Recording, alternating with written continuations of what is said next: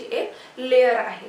तर त्याच्यावरती काय होत असते, अंकुरासारखे छोटे छोटे छोटे छोटे अंकुर फुटल्यासारखे। जेव्हा आपण एखादं कडधान्य बांधून भिजून जेव्हा त्याला बांधून ठेवत असतो आणि तिथे जसे कोंब यायला लागतात, त्याप्रमाणे हा ब्लास्टोसिस्ट दिसत असते, अंकुर त्याला दिसत असतात।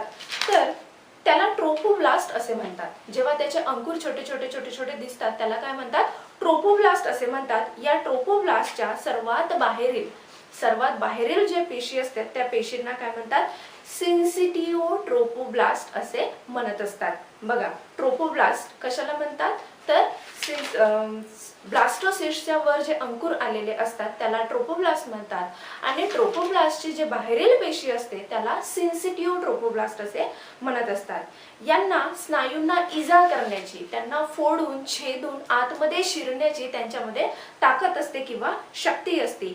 याच वेळेस तिथे ज्या वेळेस हे फोडणं सुरू असते, लेयर जी आहे ती